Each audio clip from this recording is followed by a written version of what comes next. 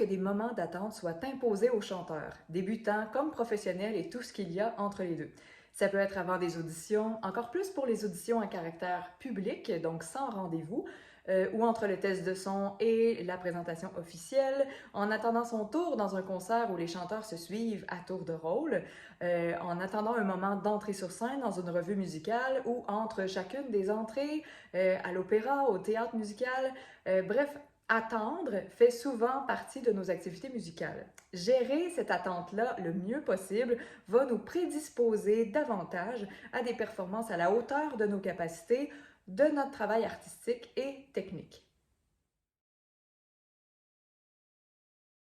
Attardons-nous d'abord à notre posture générale pendant ces moments d'attente. Qu'est-ce que je fais avec moi-même? Quels sont mes schémas de mouvement quand je suis dans un espace d'attente? Est-ce qu'ils me servent ou est-ce qu'ils me nuisent?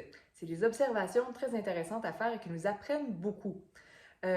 Chanter demande une gestion du souffle, du débit d'air. Ça demande un certain degré de tonus, plus ou moins, selon la qualité vocale qu'on utilise. Ça demande une mobilisation du corps, ça te prend de l'énergie. Dans un scénario idéal, bénéfique, on veut cultiver ces aspects, garder le corps alerte, éveillé, réveillé, ouvert.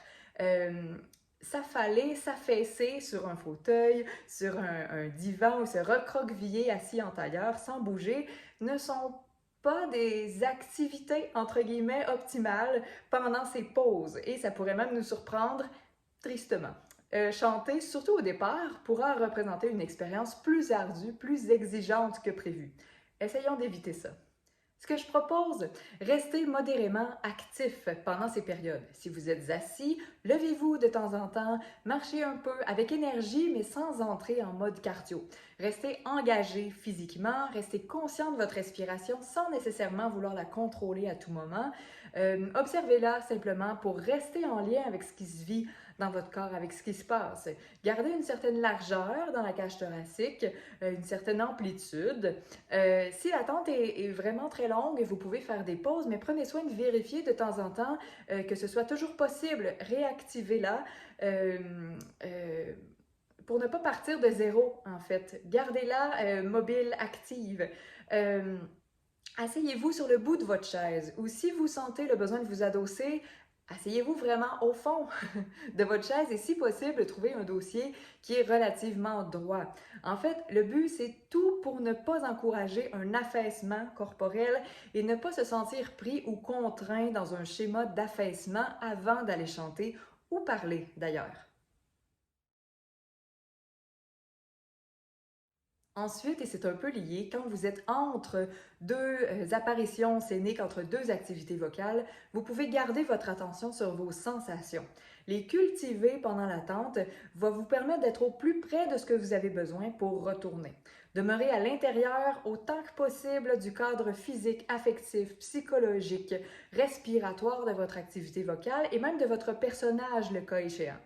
Cette préparation interne et externe va vraiment vous faciliter la vie. On pourrait croire que l'exigence sera plus élevée comme ça, mais c'est plutôt le contraire parce que nous n'aurons jamais à rebâtir rien à partir de zéro, à partir du sol.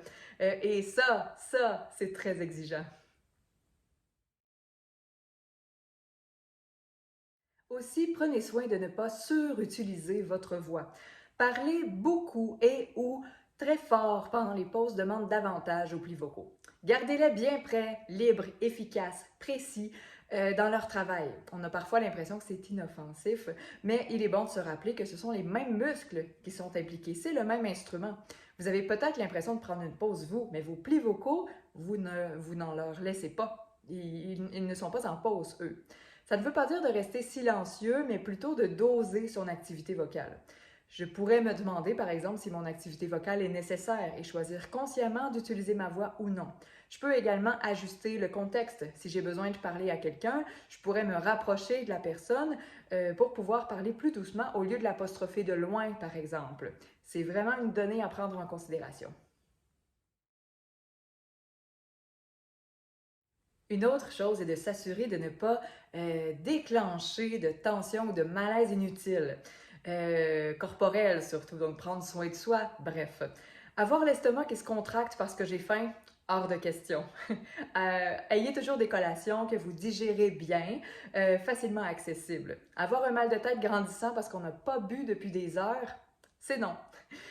Donc, on traîne de l'eau et on s'assure de boire de façon régulière une quantité modérée. Et ça a l'air de la base, mais on a tendance à étirer la sauce quand on est stressé, un petit peu trop.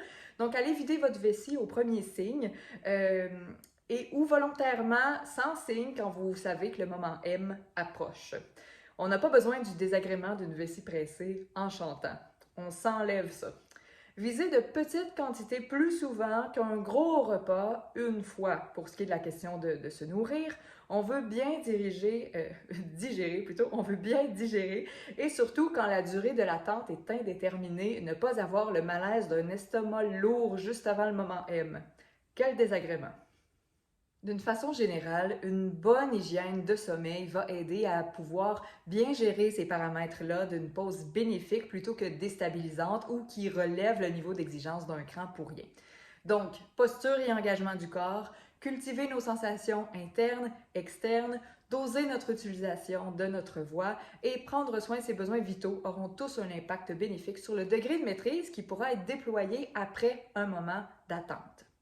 Bien sûr, plus le travail préparatoire aura été efficace, solide, bien structuré, qu'on a confiance à nos capacités, que la voix et tout ce qu'elle comporte de technique, de musicalité et d'interprétation, tous ensemble auraient été travaillés de cette manière, mieux on sera disposé à bien gérer ces moments d'attente-là. On se connaît mieux et on agit vocalement, consciemment, dans notre intérêt. Ça vous parle? Nous avons très hâte de vous accueillir au gymvocal.com et de construire ça en équipe avec vous. Au plaisir et à bientôt! Vous trouverez juste en dessous un réchauffement vocal gratuit et un défi 4 jours pour améliorer un passage vocal difficile, gratuit aussi. N'hésitez pas!